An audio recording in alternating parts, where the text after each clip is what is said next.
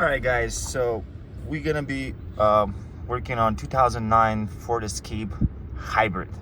So this car didn't want to start. It was starting and stalling after 3 seconds, stalling, and it couldn't start at all at some point. There's not really a lot of information online about these kind of cars, but we're gonna talk about it a little bit. So let me start first things first. So the car, we fixed the car, we found the problem. Now I'll kind of walk you through the steps how to charge your high voltage battery. So right now, as you can see, the vehicle is working on the EV mode, which is the battery, the high voltage battery. And if I give it a little bit of gas, it's gonna go over 1,000 RPM. That means that we're gonna start the engine. So let's do that real quick.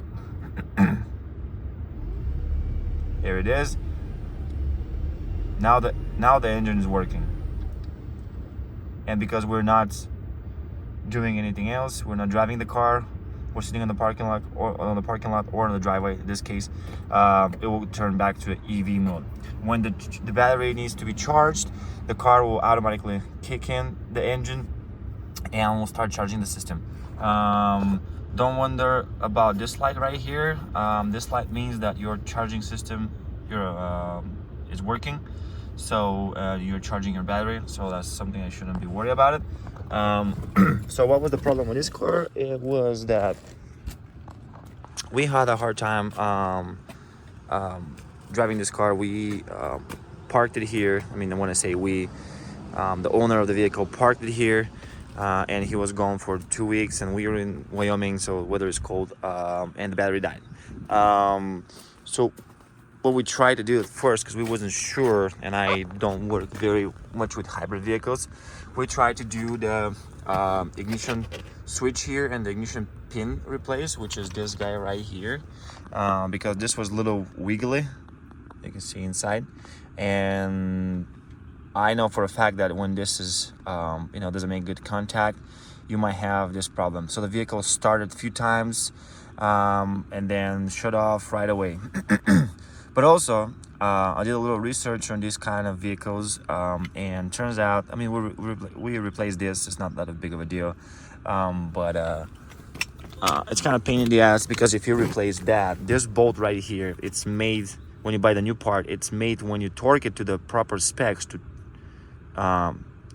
rip off, and there's just a little bit of numb part right here, which I don't think I have the other part. So what I did is I took the angle grinder, I did a little groove on top, and with a flathead screwdriver I took it out. It's kind of hard to do that, but I might have a video of it, I might not.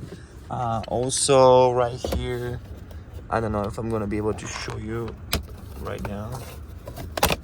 Okay, so this is what I'm talking about. When you tied up this thing properly,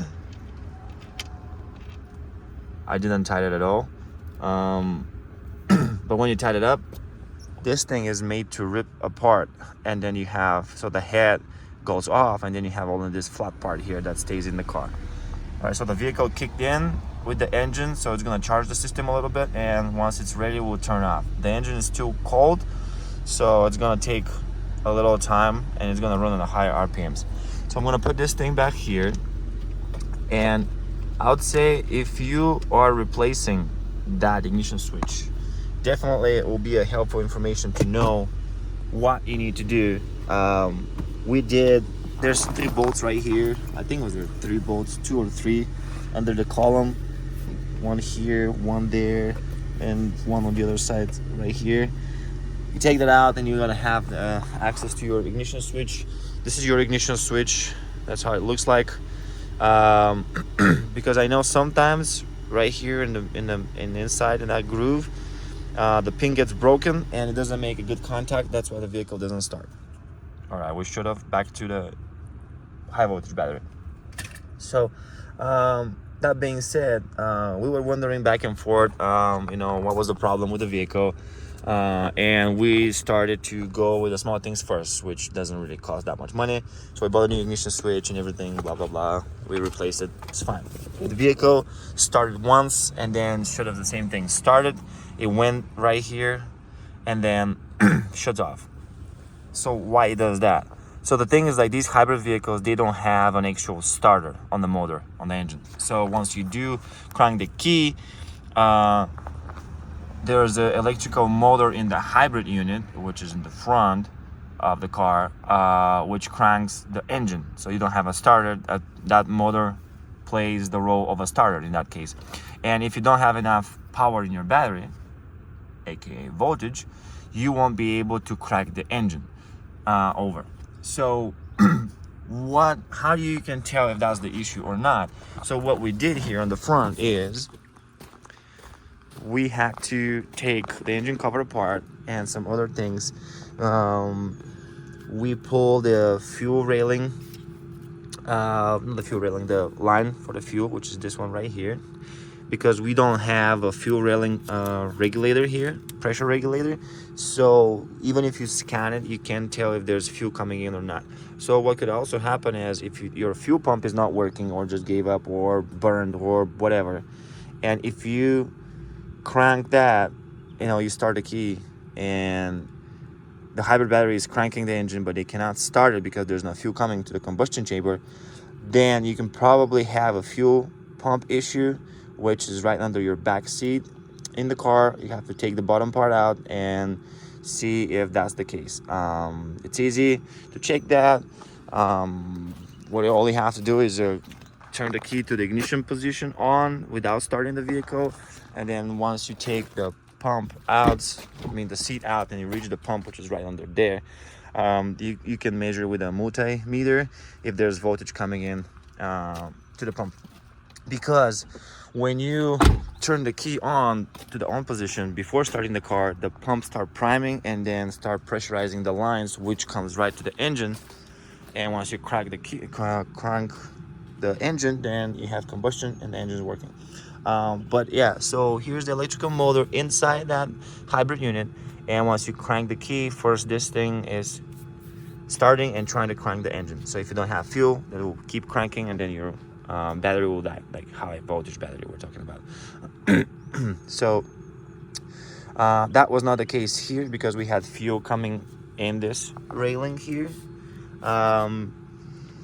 So next step we did is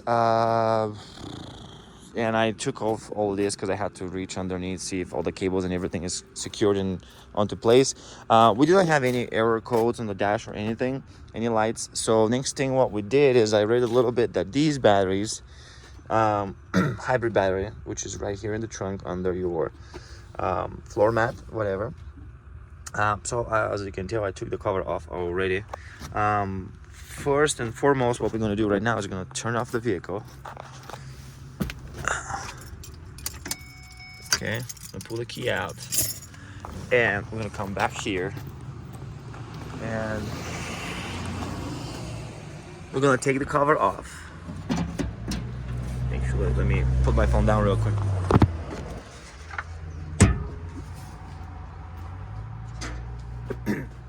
All right, so take the cover off, and this is your hybrid battery. Okay, so there's a couple of things. So I read that models 2008, they have a charger which sits right here to charge your battery, but we're lucky this is 2009 and we don't have that charger. So I pulled these cables out, and I tried to charge the battery from this point. I bought a charger which is right here somewhere. Try not to spill my tea. So this is the charger. I'll probably you can pause the video, and you can Google this in Amazon. I think I got it off Amazon or eBay. I'll try to probably put the link in the description of the video. Anyway, so it comes with two. I just simply isolate one of the things, and I put two whatever this is called, I forgot the name right now, but it says blue is negative and brown is positive. Focus, here it is. And you know, you buy one of these plugs, you put it on, and it tells you how to do that. The green and yellow is the ground. Then you have like brown and blue are positive, negative, whatever. So before you do any of that, go ahead and disconnect your battery, power switch, fuse, whatever you want to call it. So that thing we'll put on the side. That thing is that shuts off the power to all this, so there's no high voltage anywhere. And what we need to do next, actually let me go back to this one. So we tried to charge this the battery from here with this guy. That didn't work quite well as we planned. I don't know why, honestly. At first I thought that this is bad, probably just blew off or whatever. And then we got another one that is working, tested. I really don't know how to test that. I guess for continuity, whatever it is called. I'm not very electrical in these kind of cars, and I strictly try not to work with hybrids. Anyway, so we figured out that this was not the problem. We tested, and then it was all good. Also, another thing on the side here, this button, it's a reset for the battery. So if something is short, it's kind of like a fuse, kind of like a relay. You click it back in and resolve the connection between the engine and the battery. It's kind of like a safety switch. You have one more here at the front, which Ford doesn't tell you about it. It's right here. It's the same thing. Yep, same thing. All right, and we checked these were okay. Also, another thing on the 2008 till 2008 models, here on this panel you have a switch that you can press and you can charge from your car battery to your high voltage battery. It's kind of like a jump start. But anyway, it's 2009, none of these are available. Let's get back to the high voltage battery. What we did next is we spent some time on trying to figure out what's what. So the owner had, this is the battery control motor, or BCM. The owner had a spare one, which is right next to my T right there. And we tried to replace that. That didn't really help with anything. So next step, I did a little research that you can charge directly the battery, bypassing everything by hooking up the charger to these two bolts. So this is the negative and down there is the positive. I marked them, but then I will show you how to reach that and what you need to do. So I'm going to put my phone down and I'm going to set it up and we're going to get to that. All right, so let's grab some screwdrivers and some sockets with the ratchet and start taking things apart. First and foremost thing that you can possibly do, once you disconnect the let me zoom out a little bit. Once you disconnect the fuse, the battery safety fuse switch, whatever, I'll definitely say wait for a couple of minutes so it discharges the voltage, so you don't get zapped. Even though there shouldn't be any voltage right here, but what we're gonna do is we're gonna go ahead and I'm gonna zoom back in because we're gonna work on that area. I'm gonna go open that door and we're gonna do something on that side. One more thing before I get to that. In order for you to disconnect this switch, because we're gonna need to do that, is there's a bracket right here that I don't know where I put that right now. Oh yeah, found it. So there's that bracket that stays under the seat. It's all the way down there. So what you need to do is, I'll show you in a second here. Get some stuff out of the way. Okay, so let's go on the other side. So what you need to do is, you're gonna have a plastic clip right here. You take that one out. There's gonna be a bolt here for the bracket. And what you're gonna do next is you're gonna lift the seat, which right here. You're gonna lift the carpet, and that's where your rest of your bracket is holding. It's right under there. These two studs that are sticking out, and two nuts right here. And this is for the bracket on that side. It's right over there. Anyway, One thing I forgot to mention, when you take the cover off the hybrid battery, these side screws right here, they're gonna be a pain in the ass to take out. I did a Allen key, I think, or whatever it's called, Torx. Usually you can do a ratchet and a Torx bit, but then you have to pull the whole battery out. We don't have to do that because it's heavy, it takes a long time, not good. So I did with the Allen key, and somehow I took him out. I don't remember exactly how, but it was out anyway. So once you take that bracket off right there, let's set this thing back up, back here.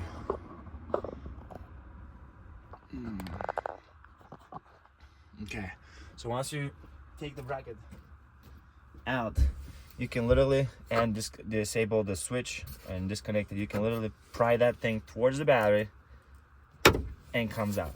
Slide it out gently, put it on the side. You can take this one out and put it right there, put it on top, whatever. Next thing what we're gonna do is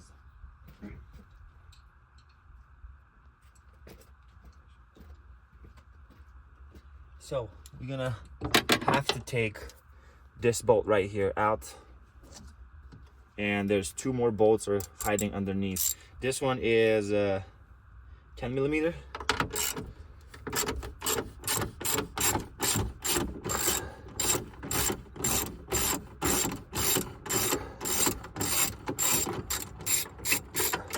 It's a long bolt. Try not to lose it.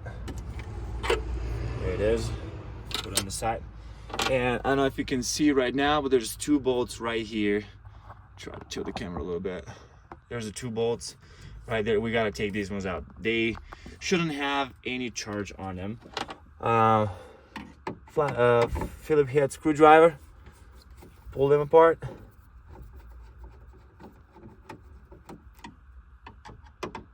The other one as well. Once you get them loose, leave them there. What we're gonna do next is get the battery control module out. You have a couple of bolts. So let's begin. This is 1, 2, you have 3 over there, and there's one more under these connectors. So I'm gonna go ahead and I'm gonna pull some connectors out. What we're gonna do, we're gonna get a flathead screwdriver. Gonna go one bolt out, 2 bolts out,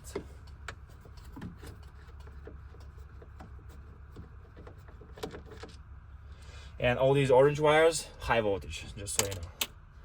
That's indication of high voltage. Try not to touch them. In any case, keep in mind that should serve the purpose of a disclaimer, kind of. This can, if you're not feel comfortable of doing that, just don't take the car to the dealership,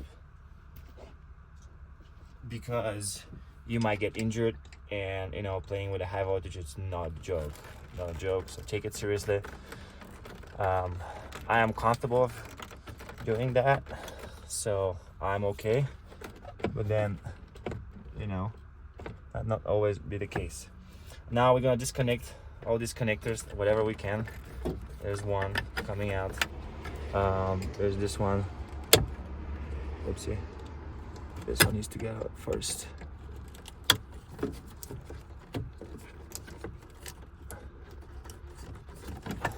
Okay. And this is next. Once we pry it out, I kind of wiggle it back and forth. Don't force it too much, but it should come out fairly easy. You can lift the whole module, slide that thing out. Then we're gonna have access to the bottom of these guys right here. Press the tab, pull out. Same thing with this one. These are different sizes. They cannot, you know, be plugged into the wrong place, so you should be good with that. Flip it, press this thing here, pull the battery control module, put it on the side. Actually, we have one more bolt right here that we didn't put, or it wasn't put, so we're just gonna do that later. Once you reach that point, you can go ahead and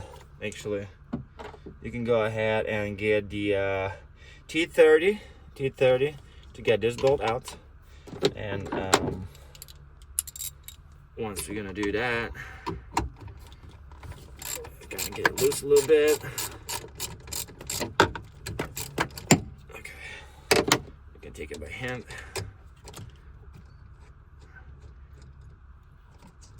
Put it on the side, don't lose the bolts, of course.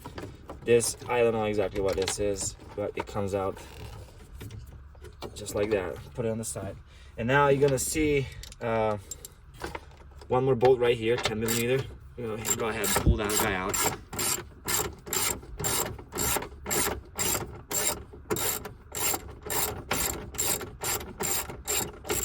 Okay. Pull it out, take it on the side. Pull it out, put it on the side. Some people might wonder about these guys here. So I said the orange means high voltage. True. These bolts, however, they don't have high voltage on them. They hold plates inside that we're going to talk about in a second once we pull this guy out. But we're going to get there in just a moment. They don't have high voltage, so you shouldn't be worried about them that much. Trying to pull these guys out here. Yeah, having a magnetic screwdriver helps a lot. Let's try to get the other one out with the washer without losing anything or screwing anything. As you can see, it comes out very easy. Anyway, put it on the side. So after that, there should be one more bolt right here on the side, by the way. As you can see, it's show it right there, but we don't have that bolt. I don't know if somebody else took it or you know, whatever happens. There's some writings here that says 350 towards the battery, 180 each, whatever. I assume these might be markings from dealership, might be markings from somebody else that worked previously on the vehicle. I don't know. But so once we lose this bolt here, this one and this one on the side, which we don't have, and these two bolts over there, what we're gonna do is I'm gonna grab a 10 millimeter socket with extension, just because, and we're gonna lose these nuts right here. The upper, I don't think it comes out, so don't try to pull it. And the lower one, which is the positive, upper one negative.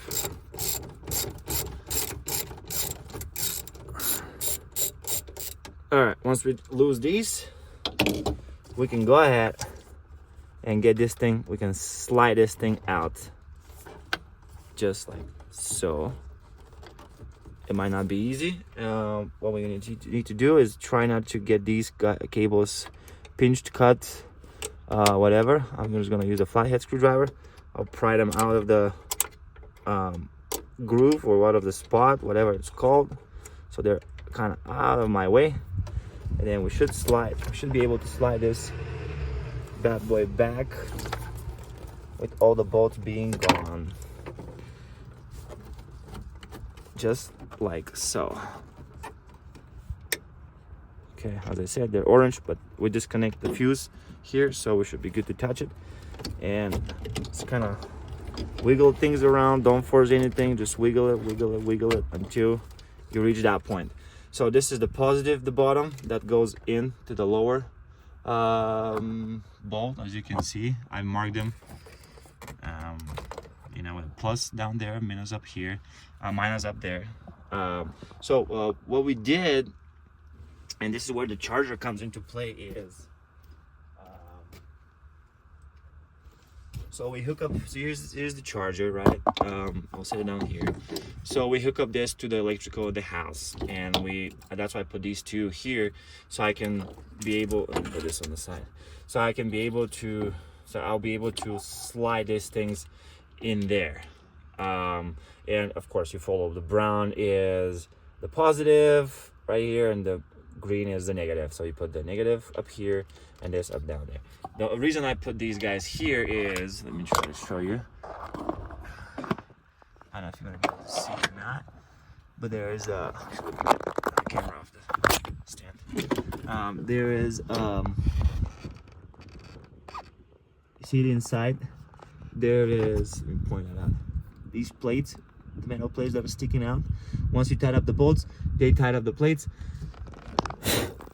some trash, dust, whatever. And that's how you know that is you know, secured, snug, have contact, and you're all good to go. What you should probably notice is that you have another one positive here and negative down there. This is for the safety switch or fuse. So what I'm gonna do right now is I'm gonna go grab a multimeter, and we're gonna do some voltage check real quick here. So I'm trying to set up this thing. All right. Okay. Hang on. So I got my voltmeter here, my multimeter, set on voltage at the 600. I don't know if you can see or not. I'll just put it right down there. So since the positive is the bottom one, negative is the upper one, what I'm gonna do is I'm gonna pull this thing, stick this thing inside to touch the plate. And I'm gonna do the same thing with this one to touch the upper plate. And we have 0 voltage right now, as you can see. So I'm gonna go ahead, I'm gonna plug the safety switch to close the circle. And right now we should have voltage over there. Not on the bolts, but on the plates. So as you can see, I'm putting this on the bolts and there's no voltage. No, nothing. But once I touch the plates inside, well, here's the voltage. You can see it's right now is at 338, which honestly, I know it's should be around usually this battery should be around 450 fully charged, but everything above 350 should be enough to crank your engine and to start a vehicle. Yeah, and that's it. We have 338 as of right now. So once I disconnect the safety switch, I'll show you something that I was telling you earlier. You can wait a couple minutes to discharge the system, which usually might show you some charge, might not. I'm trying to get it there. All right, this one's not gonna show this time, but sometimes that might be like 12 volts to 20 volts, whatever. Just give it a second to discharge. Same thing with the charger. Once you unplug it, don't try to touch these, wrong end, these ones right away, because they still have voltage in it. So just wait a couple seconds for the voltage to get out of the capacitors, resistors, whatever is out there. I'm pretty sure it's the capacitors, but anyway, as I said, not much of an electrician. Anyway, so I just stick these guys in. The blue is negative, so it will go right here.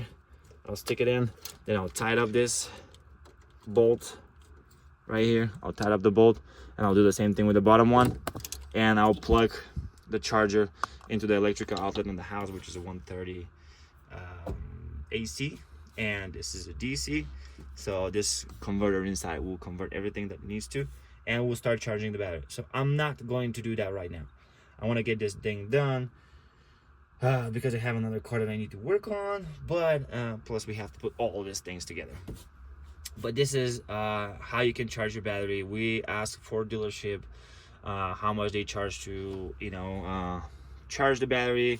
They say that it's $500. It depends on how much time they need to, you know, spend on it. They said it might be more because they have to take the whole front end apart, which also I don't fucking get it. If you have the tools to test everything here, if there's voltage or not, then you shouldn't be messing with the front of the vehicle. But anyway, so the car was not running. That means that we had to tow the car to there, which here is probably around, I want to say $350, $400, then $500 for the labor and charging, and they say it might take up to a few days. So probably we're looking around $1,000. And I figured online that if you need to get a new battery, it's around $5,000 for this car, which is not worth it at that point. So we bought this. I think this was like $59 or $60, $70, something like that, off of Amazon. The output is very important on that guy. We're gonna talk about it, and I'll put the link in the description of the video. So yeah, you do this and you leave it. I would say this battery was completely dead. Forgot to say it was zero, absolutely zero voltage in it. So we left it for I want to say for like 12 hours, and it went to 300 something. So the closer you get to 450, it's slower. The charging process getting slower. So keep in mind, you should leave it at least for, I want to say, 12 to 20 hours. Just keep an eye on it. What I did is I would just go ahead with the my meter, and I would check while I'm charging it. And I was like, okay, positive on the bottom, negative on the top. All right, I have 350, for example. I need 364, for example, to crank the engine. And keep an eye on it. Don't leave it and just for weeks and just go. Keep in mind the battery pack will get hot during the charging process, like any other batteries. Keep that in mind. That's why you need to keep an eye on it. Don't play with voltage because it's dangerous. It can seriously injure you, or you can get killed. If you don't feel comfortable doing that, as I said again, just don't. I don't want this video to be encouragement of you doing things and you get injured. Simply, I feel comfortable of doing that, and I have basic knowledge of electrical stuff, and that's why I took on this quest to kind of figure out what's wrong with this car. But if you don't, I'll definitely say pay the money, go to the dealer or to an authorized mechanic or a high voltage electrician that knows what he's doing with the auto stuff. Anyway, so I'm gonna go ahead. I'm gonna clear this a little bit. I'm gonna put everything back together. And I'll come back. I'm not gonna take a video of that. It just simply put everything in reverse. The most important part, I would say, is make sure this is seated good, and these two poles or whatever terminals, I should say, are nice and snug inside these grooves, and you tight up the bolt. Don't over tight anything, but should be nice and snug, nothing that is moving around. Also, another piece of advice: don't put one bolt, tight it up, and then put another one. Always put all the bolts in on a couple of threads, and then go ahead and tighten everything, so you don't have to take things apart again. So I'm gonna go ahead and put everything back in, and we're gonna come back. All right, one thing real quick: once you're putting this module back in, as you can tell, I slid it in. Make sure these cables are on top. They don't get pinched, and then you press them down. I will do that with a screwdriver just to be safe. But so here's a closer look. You press them like that so they stay, and you put the bolts on top. It's as simple as that. Just wanted to point it out, so it's more detailed video as possible, and everybody's safe and they know what they're doing. All right, put this back and come back. All right, once we put all this stuff together, keep in mind that bolt that is under that connector. It's a very painful process, but once we do this, we need to plug this bulky connector back in, and we're gonna do this in a second. Let me just get my stuff here. Let's see. Okay. All right, I'm just gonna leave it up here for now.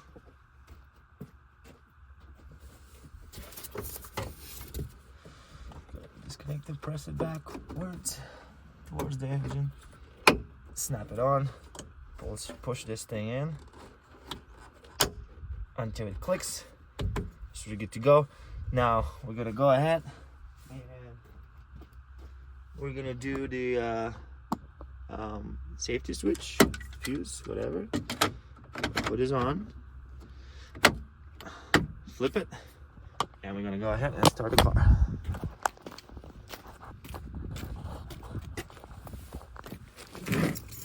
Keys, and ignition. Let's see here. All right, click once.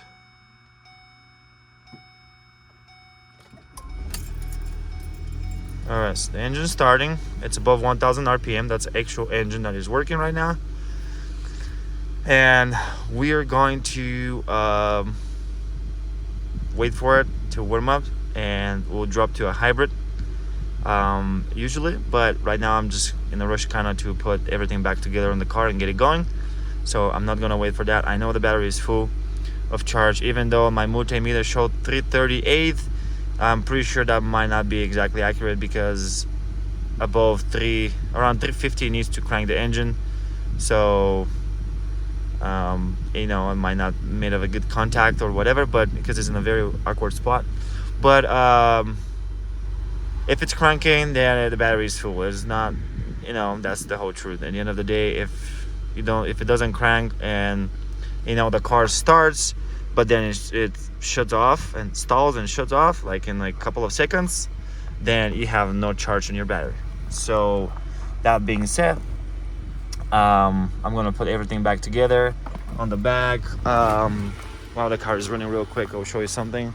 We're gonna put the lid back on. I'm gonna shut off the engine. I'm gonna take this safety fuse out. We're gonna put the lid over there back here. And also, if you're wondering how to put the safety fuse, there's the stickers right here, how to lock and unlock and service shipping, blah blah blah. All of this will be clear once you mount and install the lid for the battery. Don't forget, this is the fan. This is the motor for the fan that cools off the battery. It gets air from right here. That's how you can actually tell if the car is hybrid or not, between you know, apart from other Fords. As you can tell, now we are in EV mode right now. I don't know if you can see it. We're in the green. That's the hybrid unit is running right now. So what I'm gonna do is I'm gonna shut off the car. I'll put the lid back on with all the bolts and everything. I am not going to put the side bolts right there. I'm not going to do that. It's a pain in the ass to do that. If you can manage to leave this charger mounted over there and this plug under the seat somehow, so you can charge your battery, or I mean anytime, or you're gonna be gone on vacation, let's say for a week, and you know, you live in the cold places like Wyoming or northern states, whatever, that are getting cold, I'll definitely say do that. But you know, try not to drill any holes, additional stuff, you know, modify the battery just because of a safety purposes. I am not going to charge the battery again because we know what the issue is and everything. This supposed to be here for a charger, which I think the gray was positive, the black was negative. But I don't really see voltage when I put my meter here, so I don't know if that is working because of something else is missing or not. I just don't know. But if I would you and I'll have to put a charger here. So what I'm gonna do is I'm gonna get a long cable, because this is short. I'm gonna put the positive on the bottom over there, the negative up on top. I'm gonna run the cable right over here, back here, right on top of this orange cable. I'm gonna run it right across right here around the corner, and I'm gonna go through that plug right there, that black plug. And if I were you, I'll take that black plug out, and I'm gonna leave this hanging under the seat, so I have the charger and I have a way to charge this battery all the time. As I said, if you're not feeling comfortable doing that, just don't. Have the professionals taken care of. I'm not a professional high voltage electrician, but I did my research for it, and I feel comfortable working and doing that, and in a safe way. Also make sure all the connectors are nice and pressed and snug, so you don't have any errors or you get strangled on the road. Careful with your pressing. Make sure once you put the lid, there's nothing on the way, everything is nice and seated and snug, and then proceed to tighten up all the bolts. All right, I'm gonna go ahead and do that. I'm pretty sure you know how to tighten up bolts, so you don't need video on that. Don't forget, as I said, this thing is for the vent of the battery, so you need to bolt this thing back on. And yeah, some trash here, I want to clean that. But besides that, it should be pretty straightforward. We're gonna go ahead and do that and pretty much be done. We're gonna come back in a second. All right, without being fixed and out of the way, here you go, starting, running, no problems at all. Just gonna move the car out of the way right now, and we'll be good to go. We're gonna take it for a drive for quite some time, go to work, whatever, charge the battery, and keep an eye on it and everything else. All right, you guys, pulling the car out of the driveway. Stay tuned. Catch you on the next one.